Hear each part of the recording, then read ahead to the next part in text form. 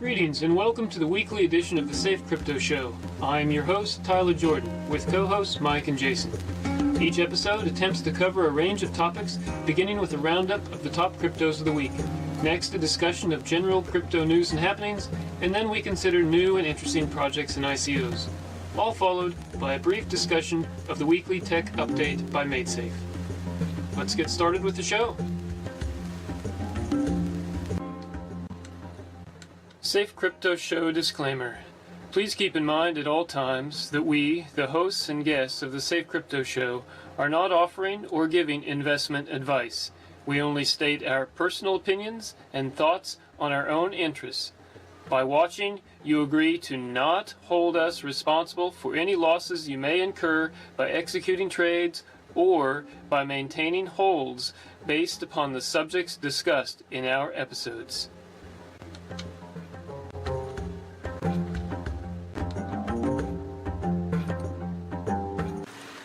It is Friday, the 19th of January, 2018. Welcome to our third episode of 2018. Today, I'm joined by my co-host, Mike, and we're ready to begin. Howdy, everybody. Well, let's just jump right in. Topic number one is our weekly review of the top 5 cryptos, but I'm going to lead with a bit of news.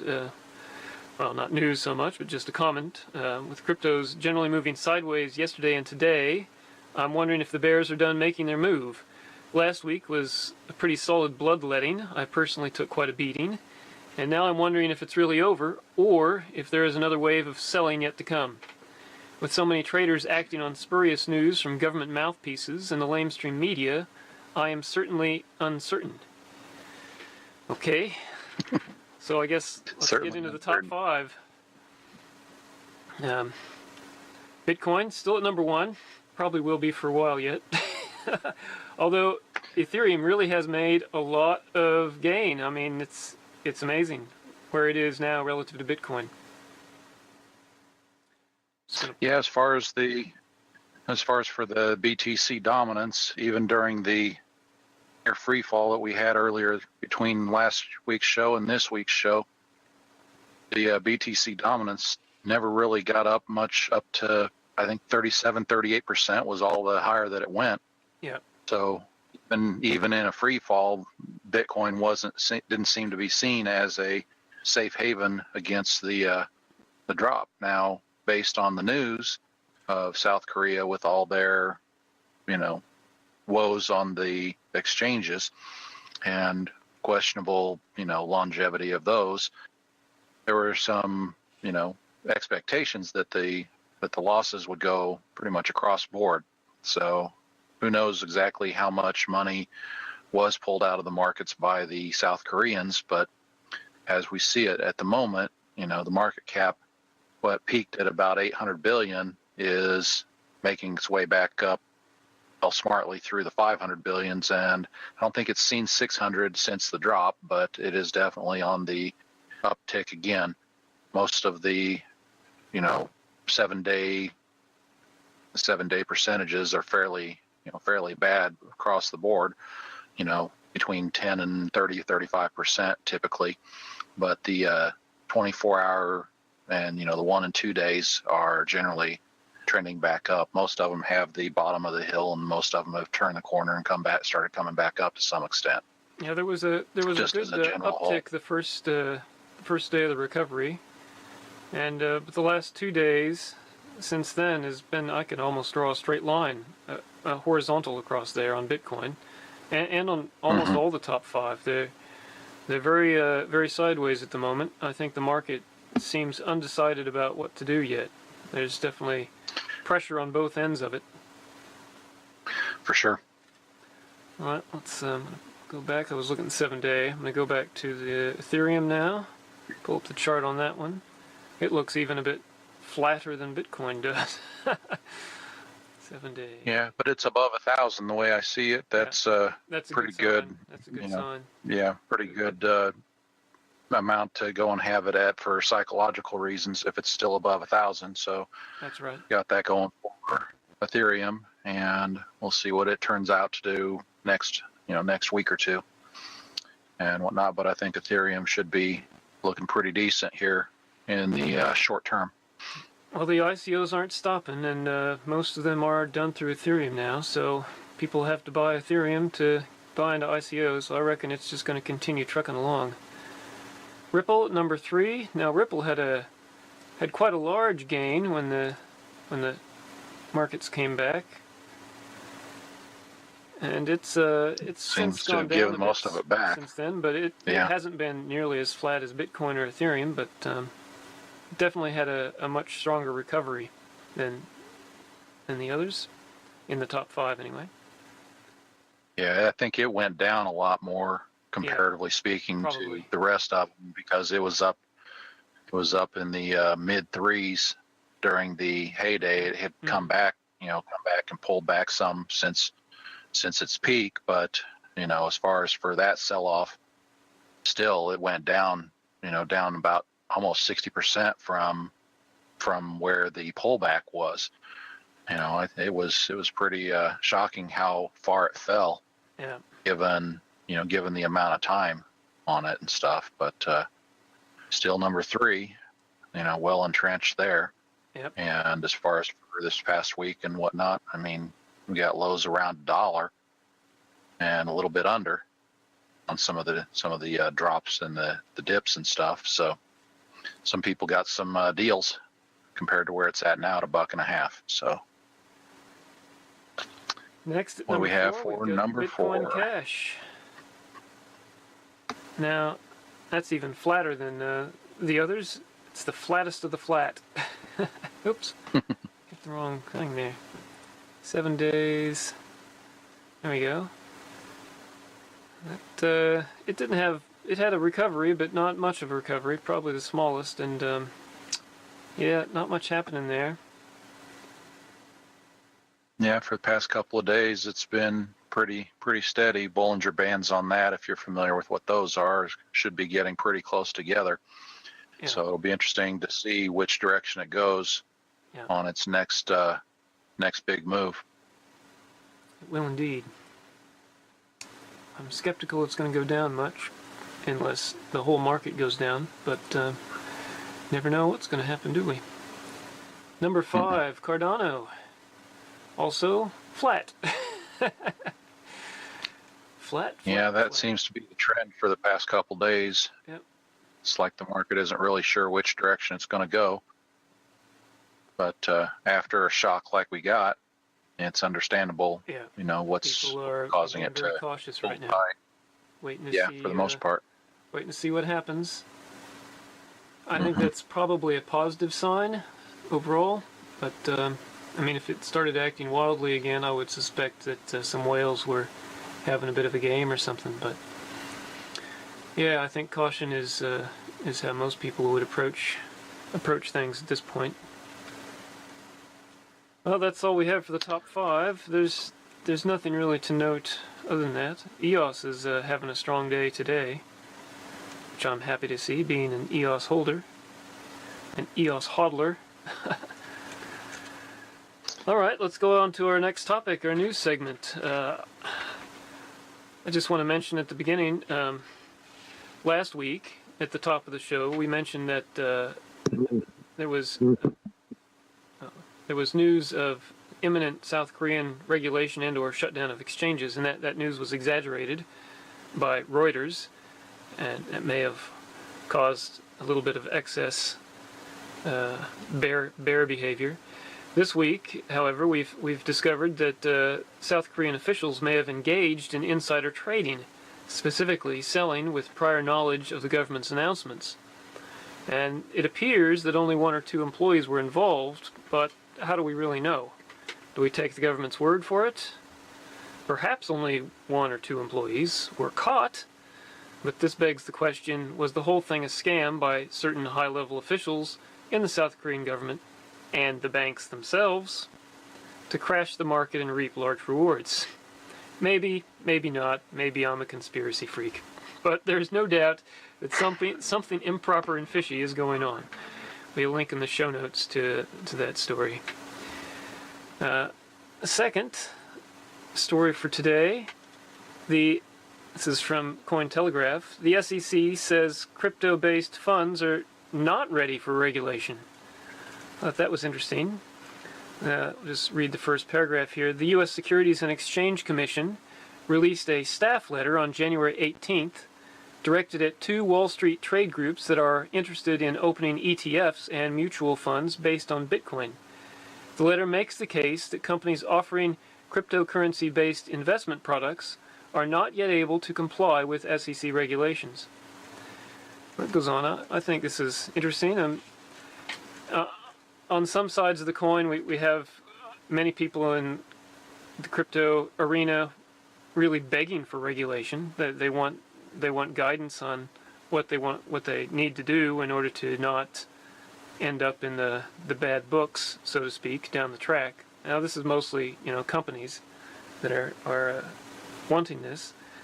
So this, I'm not sure. I mean, what do you think their angle is here? Are they trying to slow companies down from getting involved in this space, or do they really think that they just can't regulate it yet?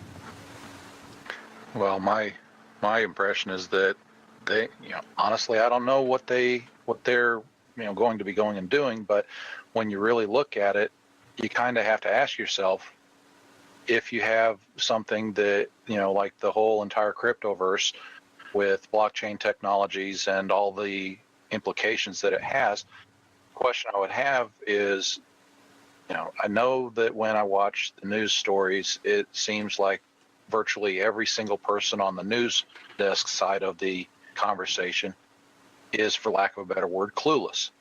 They have no idea what this is. And it's like going and discussing some biomedical bleeding edge technology.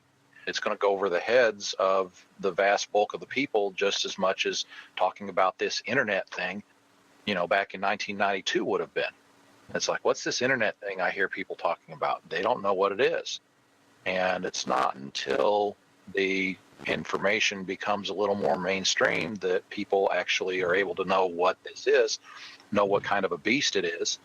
And as far as for the SEC and other government regulatory agencies, they, in my mind, either don't know what to do with cryptos, or they don't know enough about it to be able to know how to regulate it in a agreeable manner.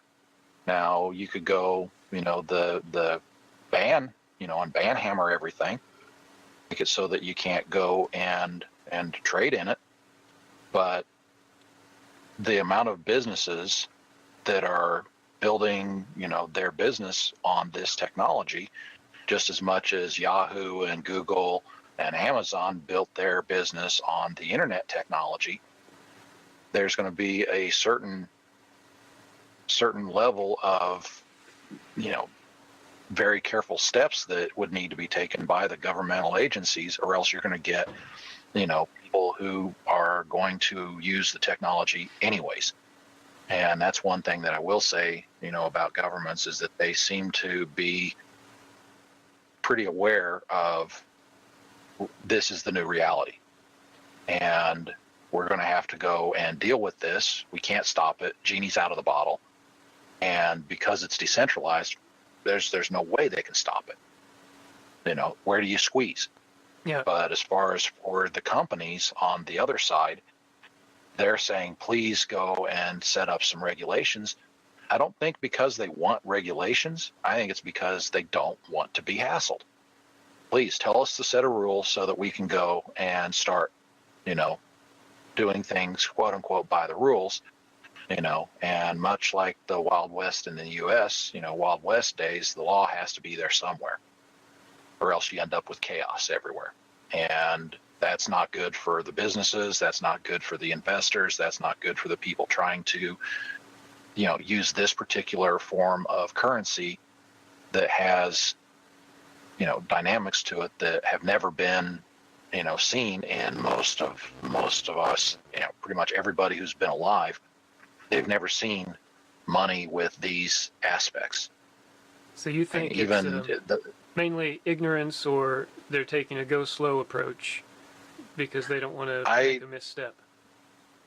I think a little bit of both.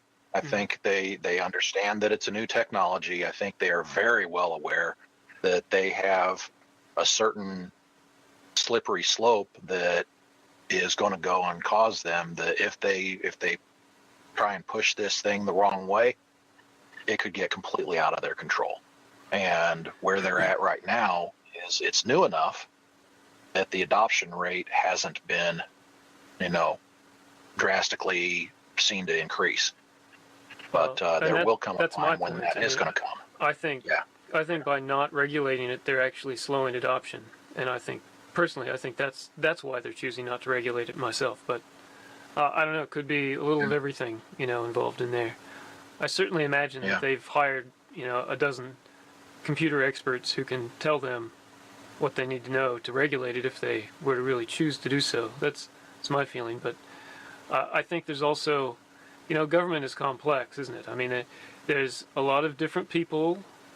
I'll just call them for what they are: the oligarchs, the really wealthy groups of people who are engaged in politics for profit, who are behind the scenes, and they're the ones who ultimately, they say, well, we like this legislation, we don't like that. I mean, they don't control everything. It's not absolute, but they have a lot of power.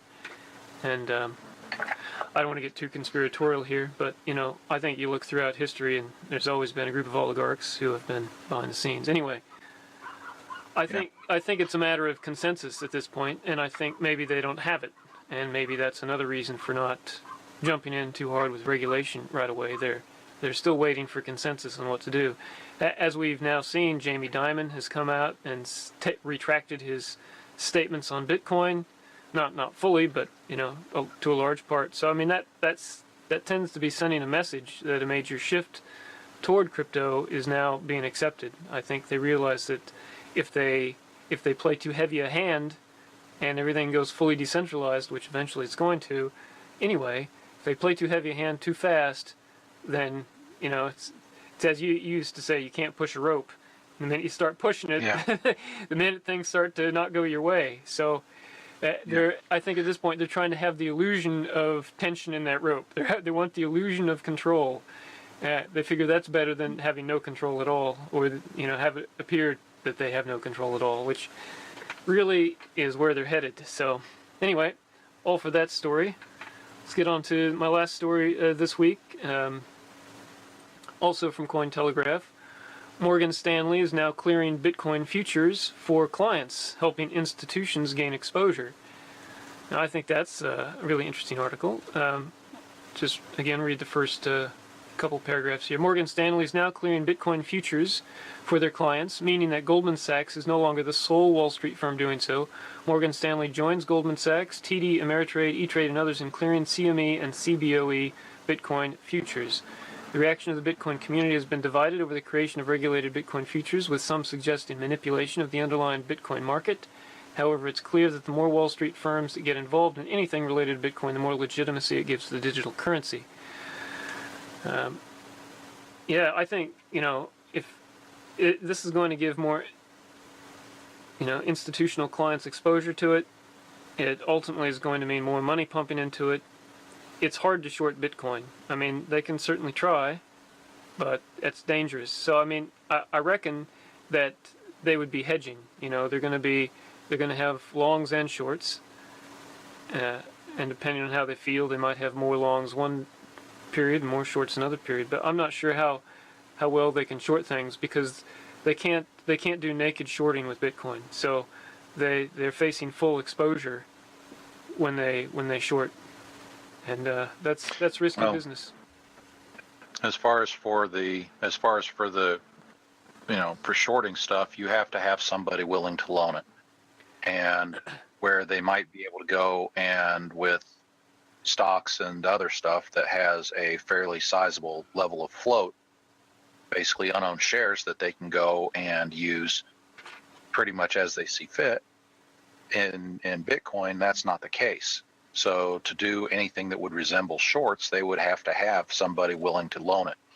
Now, one of the things that I've noticed from when I was going and looking at the possibility of, okay, well, what kind of interest rate do I get on, loans of Bitcoin and stuff? And I noticed that it seemed like it was all or nothing on the exchanges, and you either have tons of people loaning it or you have nobody loaning it.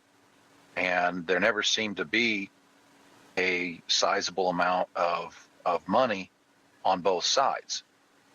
Typically when you go and you're looking at the market depth and, the buy walls or the sell walls that show, who has orders in at what prices, when you're looking at the exchange, you don't see that sort of activity in the loaning market, which would allow people to essentially have the ability to do shorts. Is you would go and you would borrow 5 Bitcoins and sell those, hoping that it goes down.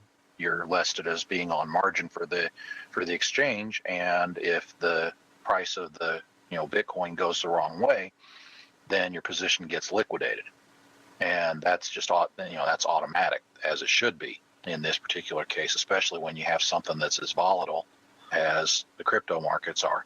And that's something that in the exchanges, I don't see a whole lot of the ability to do shorts, where when you start talking about futures, at that point, I kind of wonder how much, room there is for, like you say, the naked shorts and stuff. I kind of wonder how much room is there for paper Bitcoin, which, like paper silver, paper gold, it's just contracts. It doesn't actually exist. And it's basically just a financial obligation, and a financial contract is essentially all it is. And as long as that doesn't, take into it, if that doesn't go into the markets, and so it's like, okay, well, how many Bitcoins of paper Bitcoins are there? I have a feeling that if the futures market goes that direction, where they start creating paper versions of the cryptocurrencies, at that point, then it gets into a very, very nebulous region that completely destroys the value of cryptocurrencies, and the decentralization in is order designed to do that, stop however, that. they would have to bring about a lot of stability, because with the volatility of Bitcoin and other cryptos, if they paper it over and they get called on it during a crash or a pump, they're going to be in big trouble. Big trouble. Very much so. That's what would get them out of business. You see, with gold and silver, they've created a pretty stable climate, and so they can paper it over. I mean, that's how they do it, I reckon.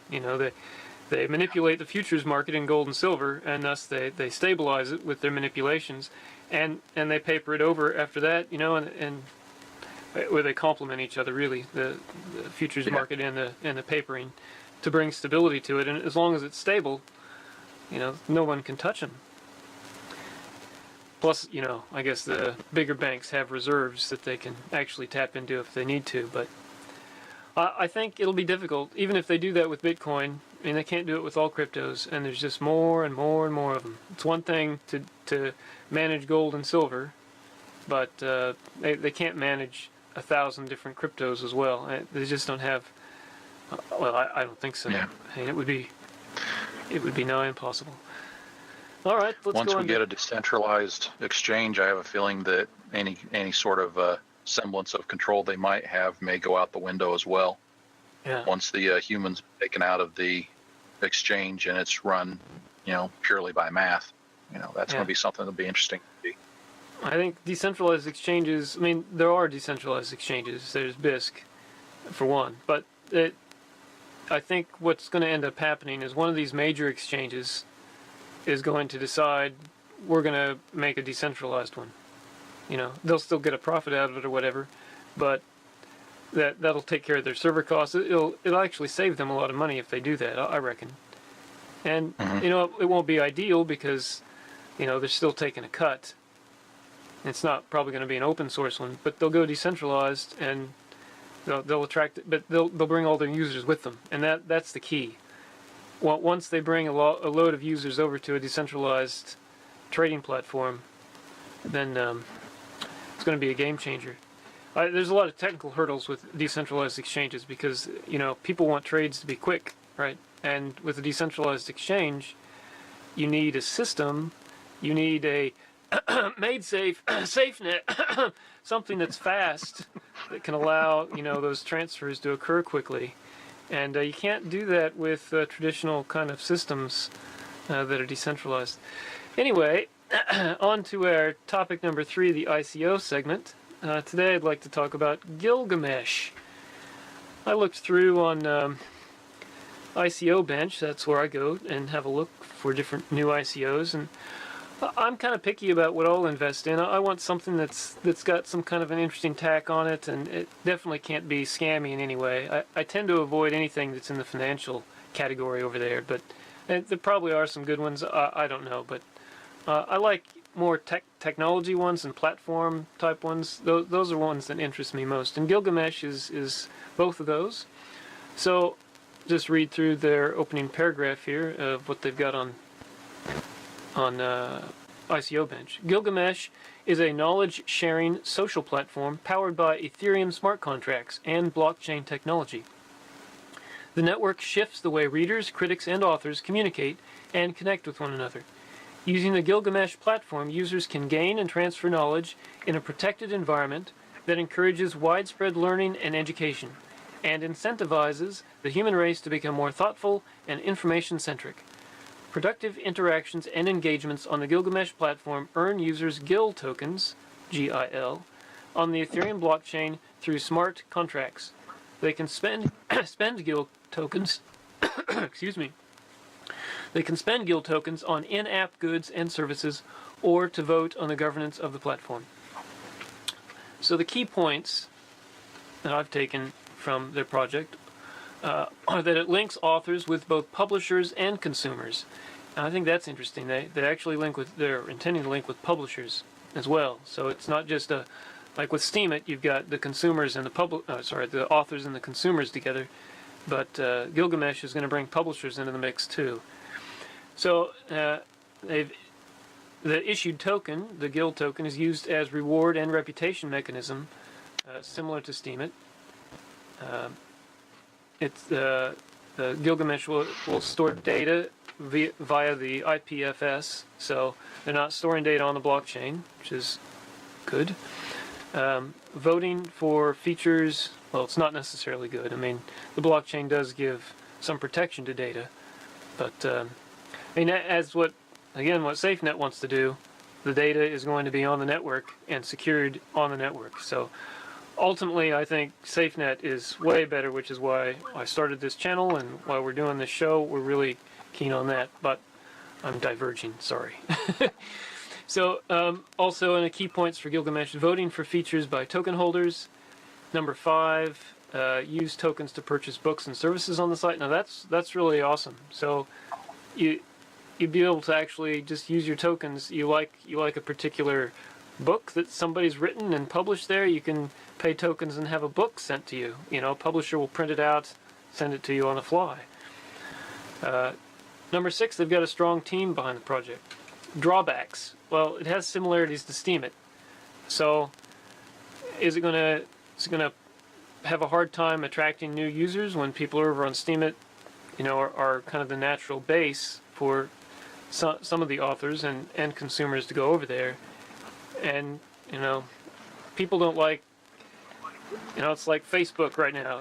They've got the whole network effect. Everyone's behind them, and it's hard to get people to come over to Steemit when everyone's over on Facebook. Anyway, I think, however, that this Gilgamesh is possibly different enough to Steemit to attract a fairly large amount of attention. So I don't think it's too much of a detraction, and there's more people coming into the space all the time. And Steemit, it's still small relative to Facebook, and more and more people are going to be coming into this space. So I also think this is kind of, some people have compared Gilgamesh to like a Wikipedia for, I don't think that's exactly right, but like a Wikipedia for blockchain. I don't think that's a great example, but I think it is an interesting example because I think what we could see is more structured information on Gilgamesh as opposed to Steemit, which isn't so structured. It's you just go in and you got to search for things or look at tags or categories. But could be a little more structured with Gilgamesh. We'll see. I mean, they've got a way to vote for features and things, so it ought to be good. Anyway, I think at the very least it'll be a good token to flip, and honestly though, I think I might hold this one for a while and see how their platform goes. It's I think it's quite interesting. I'll have the links to their PDF primer in the show notes, and I'll just quickly play their little video here, which is 1:40. Since the beginning of time, Whoa, that's a bit loud. saved knowledge, an intangible asset offering great power. First we spoke, then we painted, then we wrote, then we printed. Today we type, and the thing that we crave the most is slipping from our grasp. Bad online habits consume us, offering little in return. There's a difference between knowledge and information. Instant gratification doesn't help us in the long run or contribute to a successful life. Authors can't enjoy full ownership of their work with the publisher maintaining his right to change the content at any time. As a business partner, the publisher can take most of the author's revenue, at least what should be the author's revenue. It's time to eliminate the middleman and empower the people with the Gilgamesh platform, a decentralized, knowledge-based social network based on Ethereum smart contracts, IPFS, and blockchain technology, creating a secure, open, and fair environment. This is the place where readers, authors, critics, and service providers can connect and engage, where you can socialize, contribute, write a review, provide a service, and even earn GIL tokens, an ERC20 standard token based on Ethereum smart contracts. Use them to buy books, publish ebooks, or purchase services from service providers. Token holders can vote to propose new features or changes to the Gilgamesh platform. Gilgamesh is on a mission to create a more knowledgeable society while improving the global book community and pushing humanity forward. So there you have it. Yeah, I think that's I think it's going to be a good ICO. I think and a good company to go with. I think they've got a great idea. Anyway, Should be interesting to see. yeah. So last topic number 4, the MadeSafe update for the week. So let's see at the bottom there. I'll just scroll up to the top. Just going to go over the highlights here. So they say yesterday we released a new video. I'll play that for us in a minute. That explains how the Safe Network differs from blockchain-based solutions. And they've got the poll for choosing a proposal for the SafeCoin video animation is closing tomorrow. Actually, that was yesterday. It's now closed. So forum users could have voted there. I went to vote but saw that one proposal was far and above the others, and my vote would have made no difference, so I didn't vote at that point. Number 3, the marketing team has created a new Medium publication. Really, it's like a blog section on medium.com. So that's to collect content related to the Safe Network in a single location. Number 4, all members of the Safe Client Libs team will soon join the routing team. Some have already joined to help with routing development. So they're kind of finishing up with one section for a while, and they're going to go back over to routing and focus on that and try to get that nailed down.